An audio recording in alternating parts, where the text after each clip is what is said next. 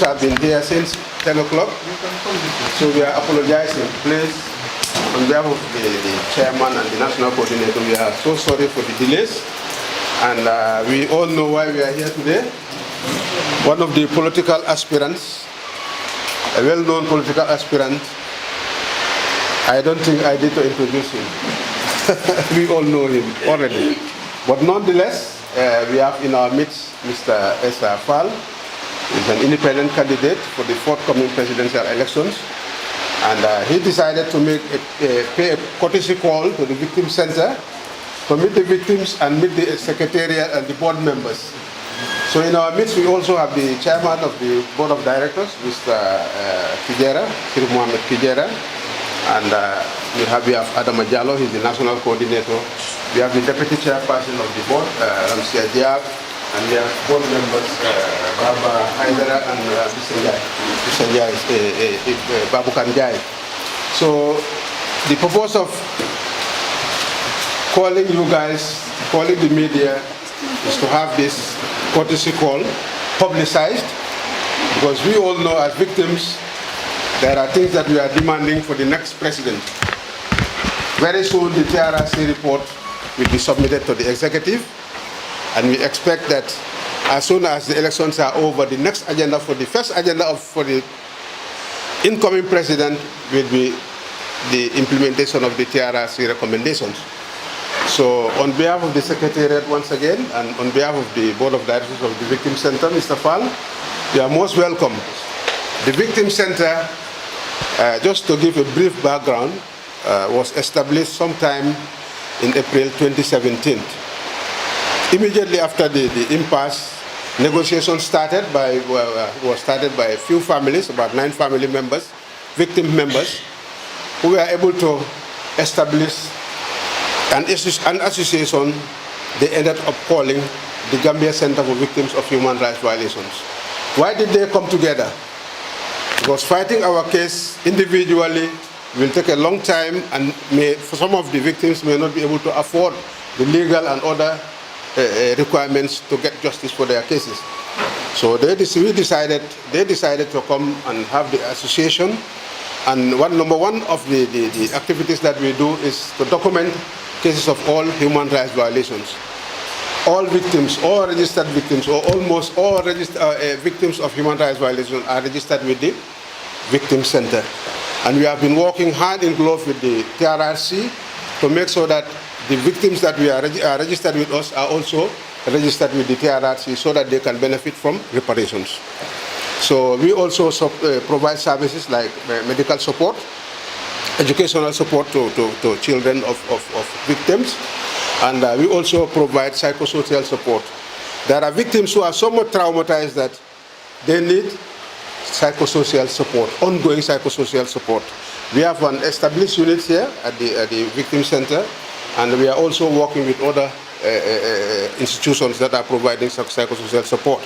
So this has been ongoing, and to date we can boast that we have over 1,000 victims registered with the Victim Center. So that is a very big plus for the center. And now that we are at the tail end of the TRRC, very soon the report will be submitted to the executive, and we are expecting that these recommendations that are going to be put forward in that report will be implemented by the next president.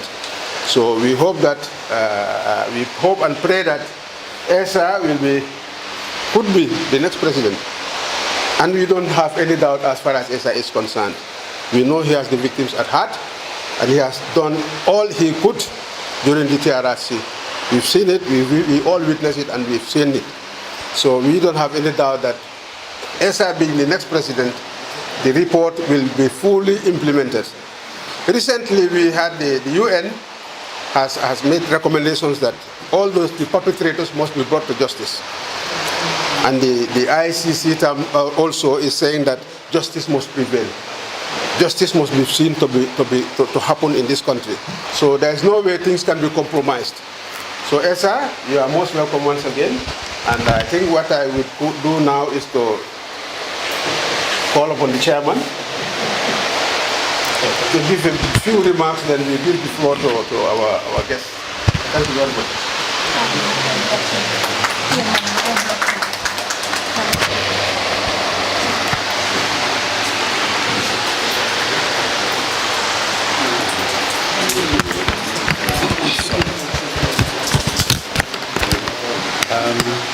Thank you, Keva, for giving that wonderful breakdown about how we started.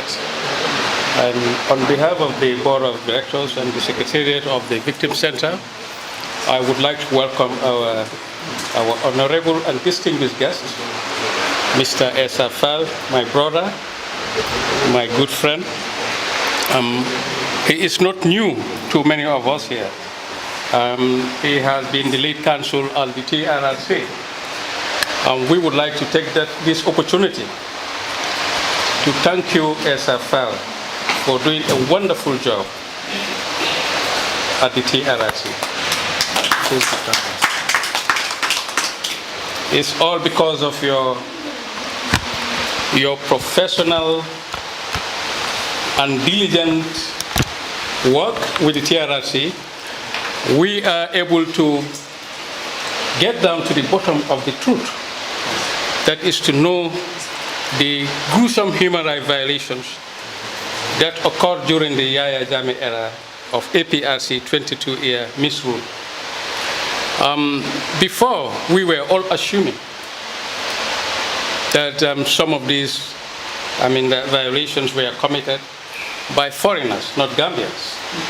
But the good work of the TRRC, confirmed to us that our own brothers were the one behind all these atrocities that were committed during the Jammeh era. So, Mr. Faal'S, thank you very much. And with your team in the legal department, the chairman of the TRRC Commission, the commissioners, the investigation and research unit, the victim support unit.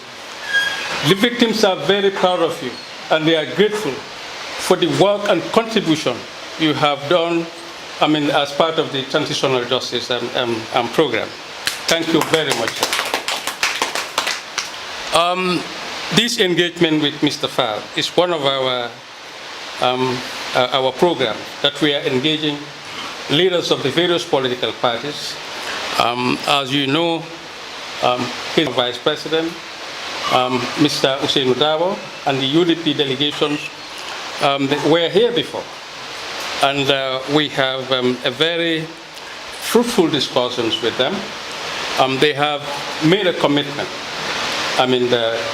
to justice, to make sure that TRRC recommendations are honored and respected and will be implemented if at all they are elected into office. And also we have a meeting with Ismail Assise, Dr. Ismail Assise of Citizen Alliance with his delegation. They also paid us a courtesy call and also made a commitment, to fully implement the TRRC recommendation, and also a commitment for justice as well.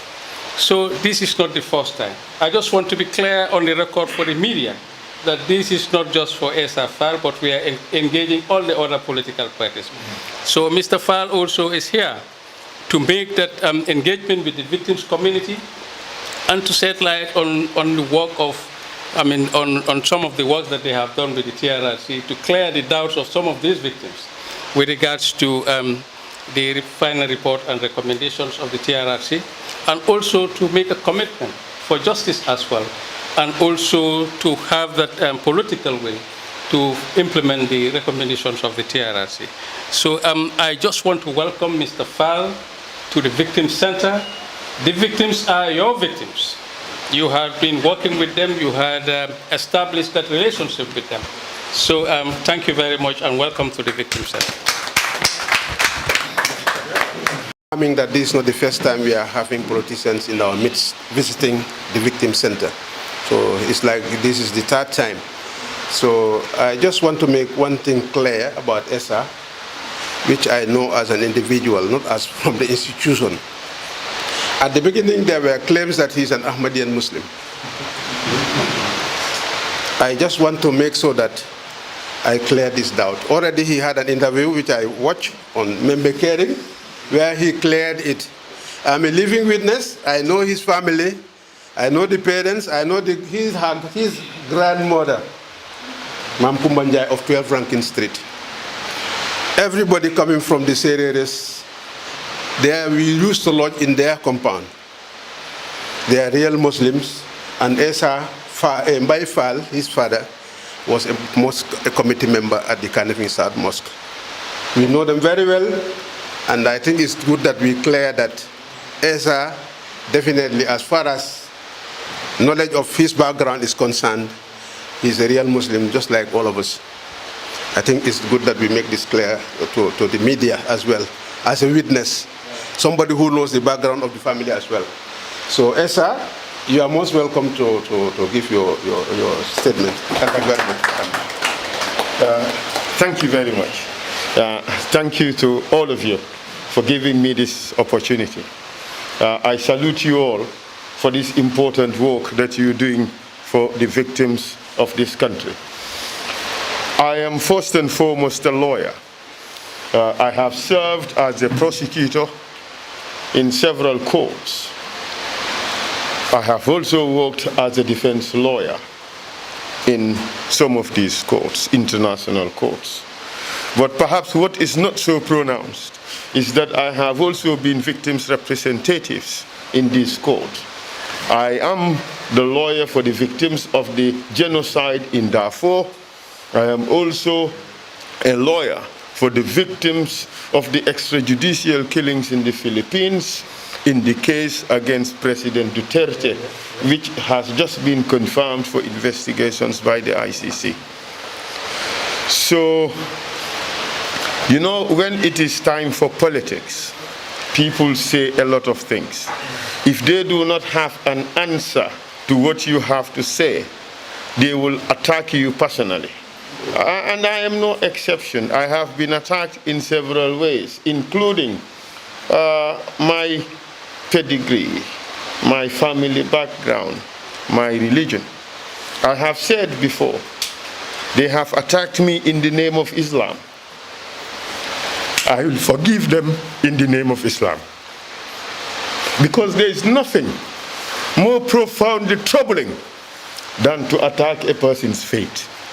But I forgive them. They have attacked my ancestry, but they don't know me. But they don't care to know the truth. All they are interested in is to score cheap political points or to attack a person just for the sake of attacking the person. But what they show is not that person, they show their own true character. I think I am very proud of where I come from. I am very proud of my ancestry. From my great-grandparents to my grandparents to my father and mother, they've all made immense contributions to this country.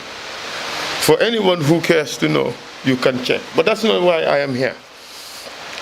I am here to talk about the victims of this country. The victims who have suffered greatly in the hands of a terrible dictatorship. For me, this is deeply personal. Why is it so personal?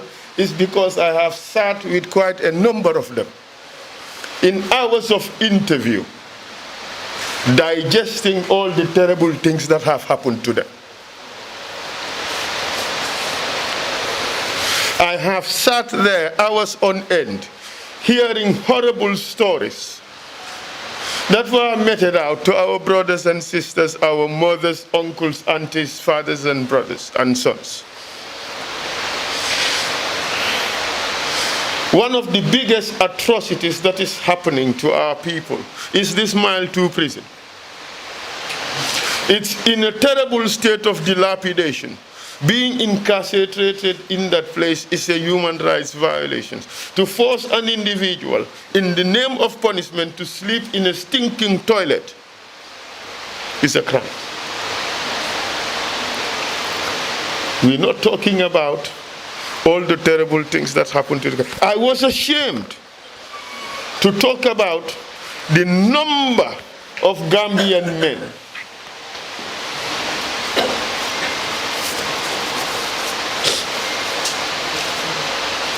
I'm ashamed to talk about it. A lot of our men are walking up and down the street, hiding under the shame of impotency.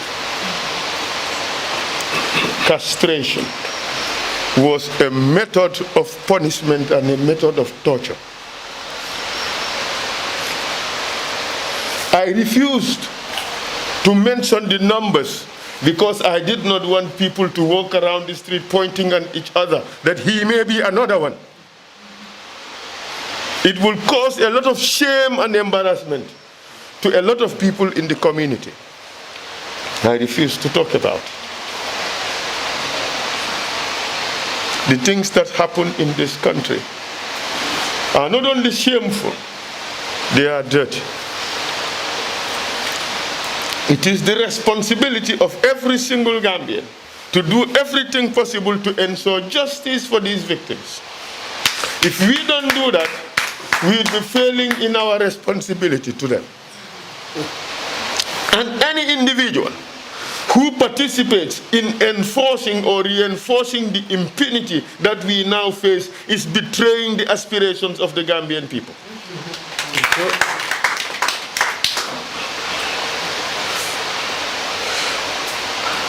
I had made a personal commitment to make the issue of the victims of our 22 years of dictatorship a central cause in my campaign.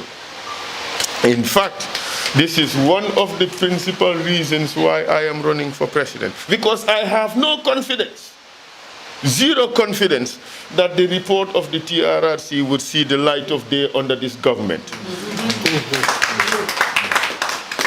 They have told us that because they have gone to bed with the party of the perpetrator. And in their presence, the bed partner is telling them that this report is going into the dustbin. And the partner sits there nodding and cheering. So, in law, that is acquiescence, or even worse, an accomplice. We say no to that. We say no to impunity. We say no to injustice. We say no to reconciliation without justice. We say that the perpetrators must face justice. But you know, I thank God for international law.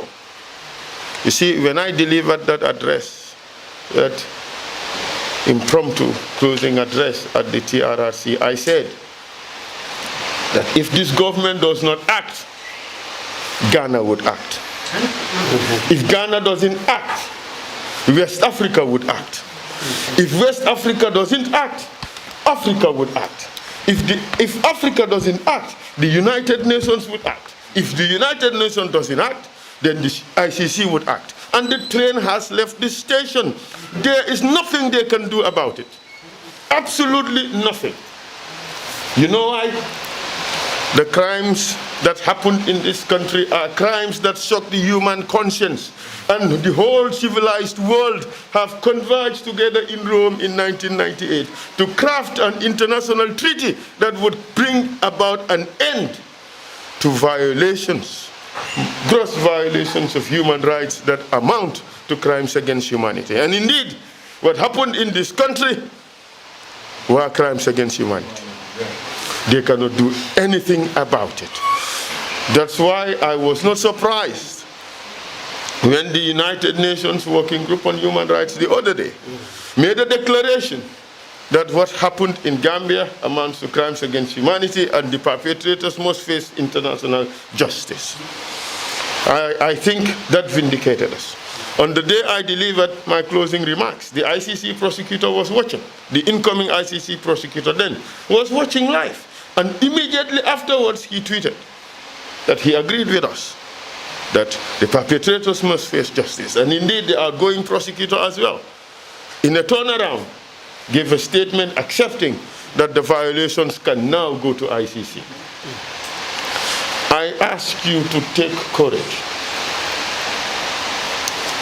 I ask you to take courage. In the wheels of international justice may turn very slowly, but turn they would, and indeed gradually they would gather speed and momentum. And in a government led by Essa, be rest assured that the perpetrators will face justice, be it in this country or elsewhere. If we want to maslaha the truth as to refuse to bring them to justice, well, the notion of maslaha does not exist in international criminal law. Others would implement it for us, and they will face justice. We have seen Hussein Habre. He was a fugitive of international justice for a while, but he could hide no longer. We have seen former heads of state dragged to trial. I led the prosecution of one of Africa's then strongest presidents, the president of the Sudan. He too is today in custody. So we have to take courage. We have to allow for the wheels to turn. But trust me on this one. If the current government fails the Gambian people in its responsibility to do what is right by the people, the Gambian people have the responsibility to hold them accountable for that. They have shown us that they are not interested in implementing any TRRC report. They show us that they are not interested in prosecuting Jammeh. In fact, they want to reward him. They want to reward him. Reward him with what? The status of elder statesman. Reward him with what? A return of all his properties. Reward him with what? Property stolen from us, which we have recovered, is now being restored to him. That's what we have had. The truth of which I cannot verify. But if that is to happen, that is the greatest betrayal of the Gambian people. And I do not mince my word when I say that. That would be the greatest betrayal of the Gambian people. We fought so hard. We fought so hard to oust the dictatorship. We fought so hard to establish the truth. For me, at very high personal risks, I have suffered a lot of threats in what I was doing. I didn't flinch. I did not budge. Now we know the truth about what has happened. Now we are at the cusp of getting justice. They want to deprive us of that justice at the altar of political expediency. We say, no, we refuse, it will not happen. You will pay the price. For come December 4, we will remove you all from power. Because the Gambian people want peace. And there cannot be peace if we do not have justice and reconciliation. They're doing it in the name of reconciliation. They're forgetting that, in fact, the Jola people are the worst affected group in this country. They have been the most victimized ethnic group in this country. So when we stand for the victims, we also stand for the Jolas, who've been so badly brutalized by the terrible dictatorship that we had. I pledge that in a government that I am involved in, I will stand shoulder to shoulder with you to ensure that there is justice. This is not a call against any particular individual. It is a call for the reinforcement of certain principles that enhance our civilization as a people. Thank you very much.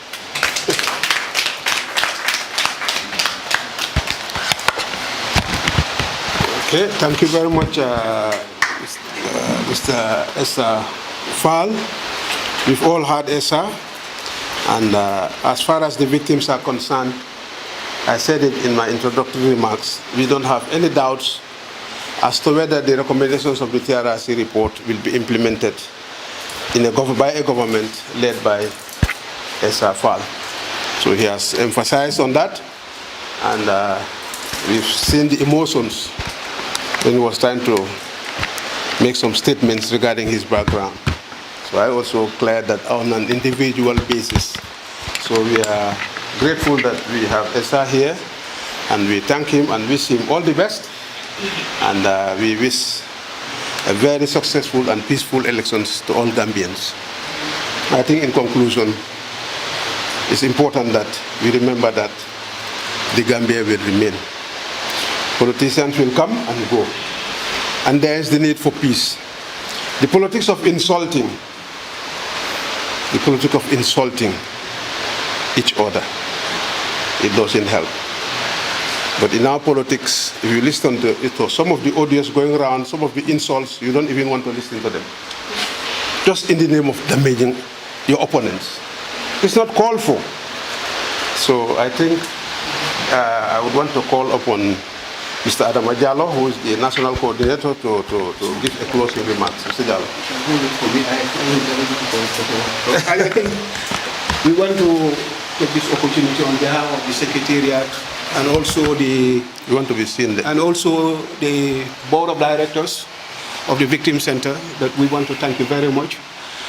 Kijera made mention that we are embarking in seeing many political parties talk to their leaders. We've seen Usainu Dabo and his political party, and we were reassured when they come to government what they would do. We've also been reassured by Dr. Cisse, if he is elected to power, what he would do. Now we have heard Essa. Essa was very professional when he was doing his job at the TRRC. I think we want to commend you for that. We've been watching you diligently, and you've been very professional. We are not citing anybody. I think the victims are very happy and are reassured today, and we are confident that if you come to government, you would really ensure that justice will prevail. Like I always say in many fora, that we are a non-political institution. We don't sideline for any political institution, but we do support the interests of victims. So I want to take this opportunity to thank you very much and wish you all the best in your endeavors towards politics. Thank you very much. Okay. I think that will bring us to the end of the program. And please remember to make it very short and introduce yourself, the media house that you are representing, and your name, then you ask your question. Okay, thank you very much. My name is Mr. Sailor for Ghana. My question is, what would you say, Mr. Faal'S, to some of the victims who claim that your running should have waited, that you should have waited, and instead of running right now, putting your hat into the race? As we are seeing, there is no report as of yet. So what do you say to some of those victims? And then my second question is to you, sir. At the beginning of your speech, it almost seemed as if you were supporting Mr. Faal'S for his candidacy. Is that a personal decision by you, or are you speaking on behalf of the Victim Center when you were making some of those your statements? Personal statements? Yeah, some of those statements where you were earlier saying, you know, look, I think he could win, etc., or, you know, some of the things which you were saying earlier was very borderline. Please clarify. Are you supporting him personally, or are you saying that in your capacity as Victim Center? Okay, I think Essa first, then I'll come in. Thank you very much. He is speaking so passionately, as if that the suggestion that Essa may win is offensive. Well, that is music in the ears of many people. The music in the ears of many Gambians. Get used to it. But to answer your question, you see, that is a non-issue in the first place. To wait for what? For the But you've asked Mike a question. You either answer it or you allow me to answer it. So choose one. When when you ask me a question like that, I expect that you expect. No, I did not ask you. You asked me a question. Please allow me to answer it. Thank you very much, sir. What I am saying is, there is nothing for me to wait for. Either you say I am inexperienced, I have to go look for experience before I come to the field. Or I don't have ideas, I am clueless, I have to go get some training and come and be prepared to become president. I don't know what you're looking for. You see, when people do not have an answer to what you have to offer, they look for little things, okay, to punch holes on your positions. I did my work at the TRRC, I finished it, and I left. Political games were being played to get me stuck, ensconced at the TRRC. I refused. I have a brain, it's intended to make me think and to deal with issues, and I dealt with them. I did my work, I finished. I was thanked by the TRRC, I was thanked by government. I am free as a citizen to do whatever I want. All right? And what I want to do now is to run for president because of the terrible malaise that is happening in this country. If things were going well, we wouldn't be having this gathering. If things were going well, the women wouldn't be dying in the hospitals. For what? For lack of gloves. If it wasn't for the terrible cost of living, I would have no business running for president. I am doing so because of the deep concern that I have for the welfare of these people and the direction of this country. And that is why I am calling for a turnaround. And if you and the Gambian people deem us worthy to vote for us come December 4, be rest assured that by the turn of the year, we would begin a turnaround to a new direction that would take care of the welfare of women and indeed that of every Gambian. A new direction that would ensure jobs for the youth. A new direction that would change our education system from what it is to what we need. An education system that would train Gambians to solve the problems of this country instead of to produce people who just memorize and regurgitate. We want a new direction for this country. We want to tame the corruption. We want to change things so that Gambia would now be one of the best places to do business in the world and not one of the worst places to do business in the world. If they find my candidacy inconvenient, I am sorry for them. Let them find a better answer than these cheap questions. He should have waited. Waited for what? So that their favorite candidate would win, so that we can reinforce the ineptitude and the incompetence that happens in this government.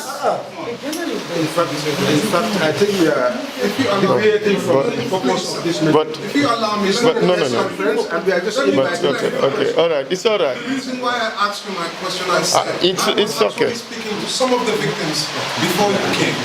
You understand? My question was direct. Yes, I said, but you must realize. I understand what you said, and I know this is politics. You are not only in this arena, but I'm specific in my question from the victims. That's what I asked you, and I understand the challenges that you are facing, but my question was very specific. This is not coming from your political opponents, per se. These are coming from your victims, some of the victims who you are standing for. I'm asking you, what do you say don't you to their think, suggestion that you should have waited? But don't you think that some victims may even support other political parties? So they may be entitled to have those opinions.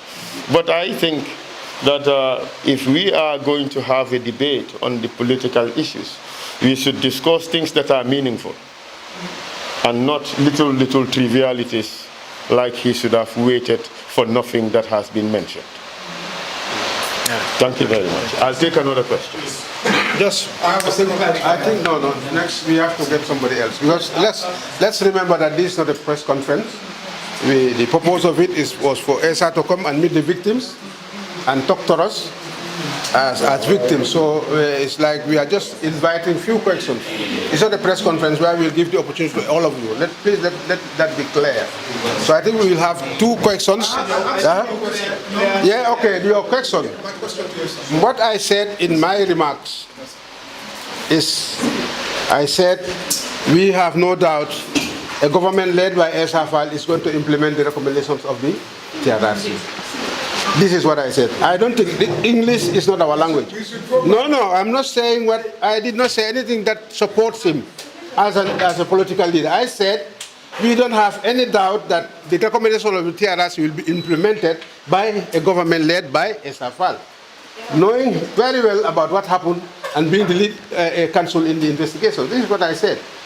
And when I talked about his background, I said on an individual basis, very clearly, isn't it? I said on an individual basis, based on my knowledge as an individual of his background, about his Islamic status and so forth. I said it very clear, please. Okay, yes. But you allow me as a journalist as well? No, let's 1, 2, then the third one, then that will be the end. Just few, please. We allow them to talk as well. No, but he's Yeah. No, come forward. I don't mean you. Yeah, he's a victim. You want to take the Assalamu alaikum. face the camera. Be very brief, please. Assalamu alaikum. Mr. Faal, greetings. I just want to have 2 questions.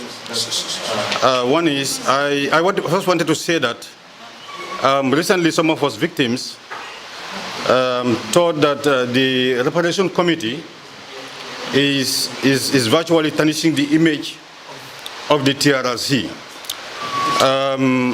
I just wanted to know if you are still influential to the TRRC at the moment,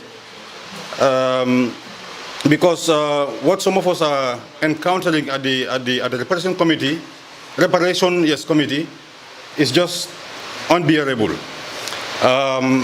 There are some victims that have went to the reparation committee, victims who have been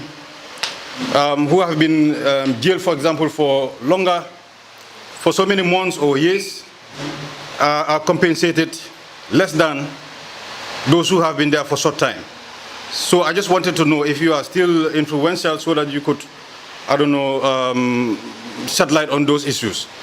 The other question I wanted to ask is, we all are following up the political landscape in this country, and some of us thought that for the December elections, for the December 4th elections, for us to have victory, one party cannot do it alone. Some of us victims thought that, just like we did in 2016, with the dictator, would be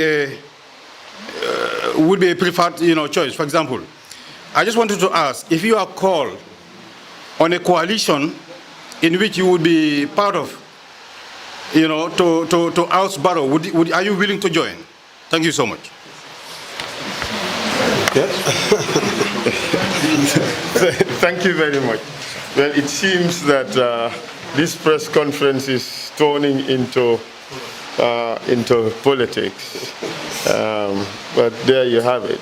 Here you have a candidate, a potential candidate standing before you, so you ask those questions. But these are questions, I'll take the last. This is a question I have already answered. We have recently held a rally at Buffer Zone, a massive rally for that matter. I had some people peg it at 7,000. That makes me laugh. But you know what? I have called for the political leaders of this country to come together. So that tells my stance on this. But don't think that no candidate can win or can win other than the incumbent if there is no coalition. Don't think that at all. And I want to believe that a lot of us are misreading the political climate. But I can assure you that wait until November, you would see a seismic shift in Gambian politics. Be rest assured that what you are going to see after November would be frightening. I don't have a crystal ball. I'm not a soothsayer. But what I see on the ground makes me hopeful. That day when I was, look, the night before our buffer zone rally, I went to the buffer zone and I looked around. I said, am I crazy or not? After only 34 days of existence, we want to tackle the buffer zone. It's like a small town team calling for a baseball match at Yankee Stadium. For anybody who visited New York or watched baseball would understand. I was scared the rest of the night. I thought I had written my political epitaph that was going to be my political demise. But you know what? When I arrived at Westfield and I saw the massive crowd and people cheering from rooftops, I knew something was happening in this country. And when I arrived at buffer zone, it reinforced my conviction that we can turn things around. Yes, a coalition is more reassuring. So we all want to buy insurance to ensure that there is no mistake. But trust me, the incumbent can be ousted by a single party or a single candidate. I tell you that. Because you know what? Its policies are very unpopular. Gambia is retrogressing. Things are hard. Everybody is crying, including the supporters of the incumbent. Because you know what? Instead of paying $7 for a cup of palm, for a cup of cooking oil, they're now paying $22. Instead of paying $10 for a cup of or a tin of palm oil, they are now paying $35. A kilo of meat now is $350. If you want to eat proper super kanja, you have to take to the market more than the salary of a first-class police officer. So it is that terrible. And that's come December 4. The people would state their verdict on the government. And they would tell them, we preferred that you would have bought ambulances that would save our people instead of pickup trucks for campaigns. We would have preferred that you would help the people in tanka instead of bringing in containers of T-shirts for political campaign. The people would have spoken, and on that day, you would hear a resounding victory. Wherever I went in this country campaigning, people would be singing the chorus, IAG, IAG, IAG. From the kids to the adults, it means something. I leave that question. Now I go to the issue of the reparations, the TRRC. I want to assure you, my brother, that I am a private citizen. I'm a private citizen now. I have no influence at the TRRC, zero. It would be unfair for me to have any influence there. If I am asked questions pertaining to my work, I'll be happy to answer. But there are people there who can equally answer. But I want to give you this assurance that the reparations of the TRRC was very well thought out. I have never seen any reparations by a commission of a truth commission that has been well thought out and well crafted as that of the TRRC. How do I know it? Because we have studied what has happened in other TRRCs in order to be able to craft ours. When they apply reparations, they don't think about names or individuals. They think about events, facts, and circumstances, and the rules of the game. Mistakes may be made here and there, but those would not be intentional as to deprive a person of his or her entitlement. They may just be human error. But be rest assured that the reparations of the TRRC is well thought out. What you may miss, you may know that John Doe and Fatu Jane suffered similar circumstances. But you do not know the extent of those sufferings or the separation. You may not know everything that happened to these two individuals. So you may expect, on the basis of the knowledge you have, that they will receive the same thing. But the reparations is based on a graded scale of seriousness and gravity of the violation the individual has suffered. But you may not know that. So you may think that this is unfair or this is not done. But let me tell you something. Anybody can calculate the amount of reparations one is entitled to at the TRRC. And I will tell you a simple test. Just take your statement and put it down. And underline all the atrocities, all the violations suffered, and you check it against the scale of the TRRC, and you know when you do online shopping, you say you have this, you pay for this much. You have this, you pay for that much. And at the end of the day, you add the total. You simply can't tell what you are entitled to. So that is how the TRRC did it. It is very fair, it is above board, it is well thought out.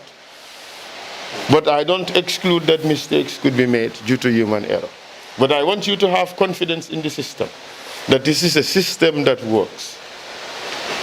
What victims should now be crying for is for government to pay the outstanding bill of the reparations, which according to the law is a judgment debt.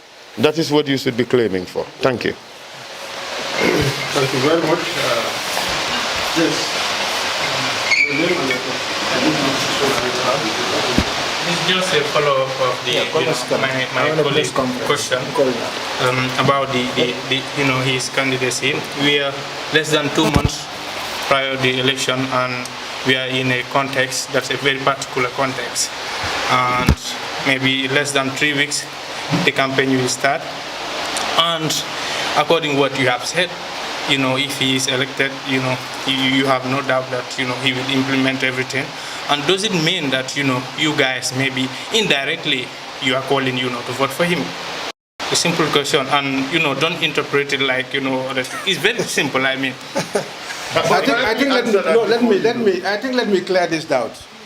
When we had Usainu Dabo here, I made a statement which is very similar to what I said here.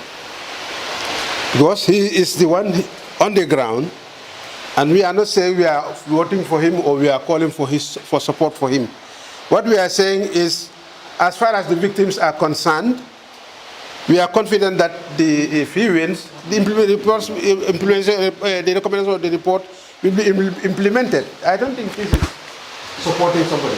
We said it, and anybody that comes here, we will say that if you win, we hope that the recommendations will be implemented. That's what we are advocating for. This is what we want. Recently, if you are following Facebook and the media, when Jammeh visited the former president's family, Barrow visited Jammeh's family, it created a lot of noise, if you are following the media. Why? Because we felt as victims, before you talk about reconciliation, justice first. Talk to the victim first before you go to the perpetrator. If you want to reconcile me and somebody who has done something against me, you start with him. What's that? That's not reconciliation. We felt that as victims, everything should start with us. So this is why any candidate that comes here, we must express the advocacy that yes, we are confident that if you win, we hope that the recommendation of the TRRC will be implemented. Anybody that comes here will say the same statement. It's not a supporting. Even if Barrow comes, we will emphasize that that report must be. No, we won't. I will not. It must be. We say it must be. Yes. But we will say it must be. We want to make sure that it is implemented. But why the question also? Because you guys received other political parties, as you said, but you didn't convene the press, and this is the first. They are aspirants. We must emphasize our concern and what we need from them. That's all. Let's not be judgmental. I think I said it here. Yes. We are non-political, we don't support any political party, but we, individually, you can support any party you want. But as an institution, we are making it very clear and crystal that we are not here to promote the ideas of any political party. But we are acknowledging the fact that when they come to office with the issues that they are coming up with, we are reassured as victims. That's what we are saying. But individuals are open to vote for any political party they wish to. I think we should be very careful to distort information. Okay, last question. Yes, you, yes. Your name and which institution, which media house you represented? Yes, I am Essa. I'm working with the family here. With the family. Okay. Yes, Essa Faal'S said that one of his reasons for contesting in the next election is to make sure that justice can prevail. So what I want to ask is, why is the TRRC recommendations or TRRC report still not submitted after 2 times of expectation from the victims and from the citizens?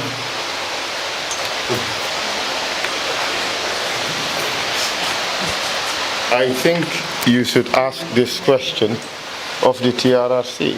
Ask the TRRC to answer that. Why ask Essa? I don't work at the TRRC. I'm a private citizen. I'm a private lawyer. If you want to give me a brief, and then I can go and ask them. But the TRRC is just down the road. You can go and ask them why. But one thing I know is I have finished my job. I have received my pat on the back. Thank you for the job well done. And for anyone who cares to see, I have my letters. You know, politicians or members of the ruling party have been going around and bandying all sorts of stories about my departure from TRRC. And I have my letter from the Minister of Justice saying thank you for the job well done. So, and I had challenged them. But I have my letter. So I do not hold brief for the TRRC. Even for things I know, I will not say, because that would be unprofessional. The TRRC should answer for itself. I am no longer there, I have left. So I think that was the last question. Before I yield the floor, I just want to say a few words to all Gambians. You know, political season is usually a silly season. People can say anything. But I just want to say, or ask all my fellow contenders or candidates and all their supporters to exercise a great deal of discretion in what we say and what we do.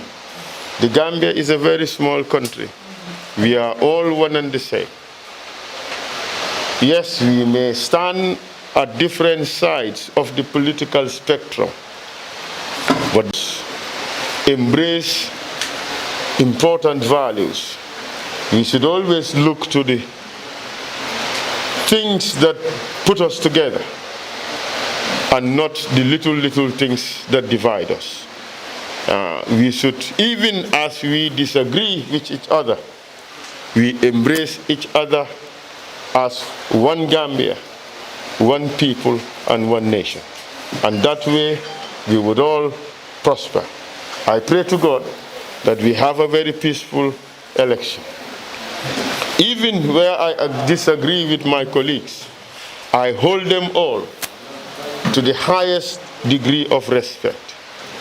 Because it is only when we respect each other that we can tolerate one another better, especially where our differences are very pronounced.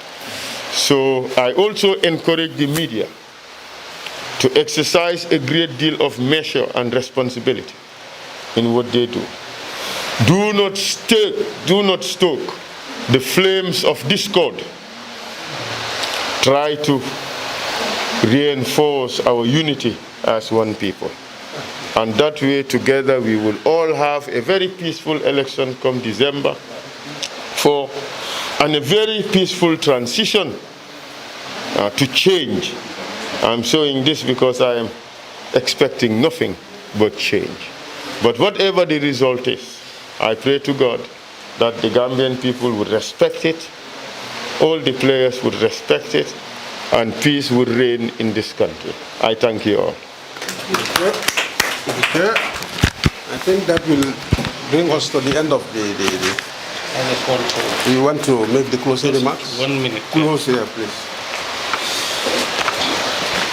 Well, thank you very much to our distinguished guests and the media, fraternity. Thank you for coming, and thank you to the distinguished, honorable victims of this country. Thank you all for coming. I just want to say something.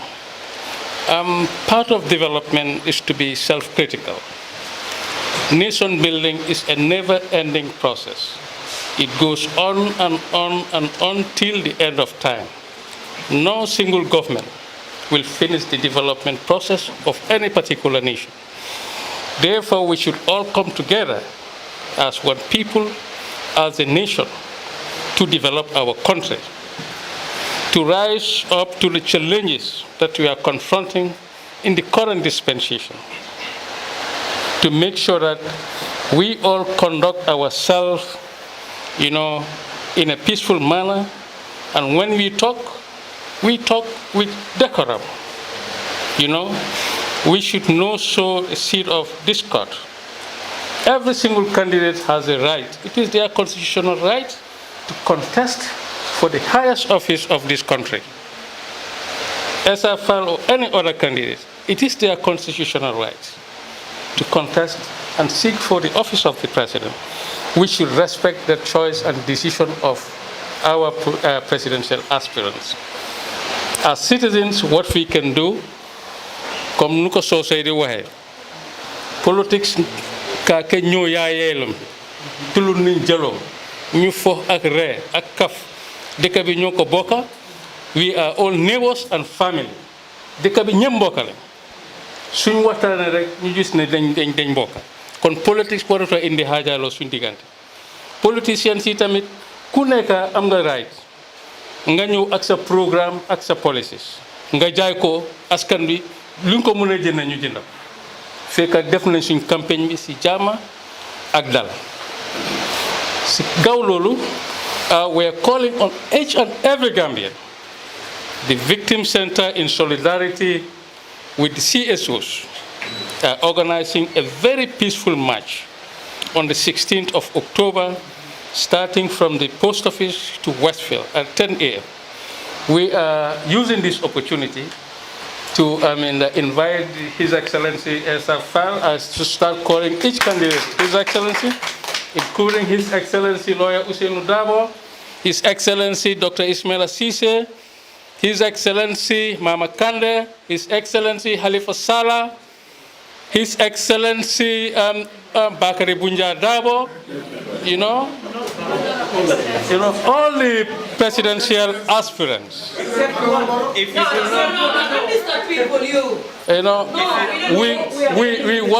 We want all of you to join us on the solidarity march for never again. Never again to impunity, never again to self-perpetuating rule, never again for gross human rights violations that were committed in the Gambia.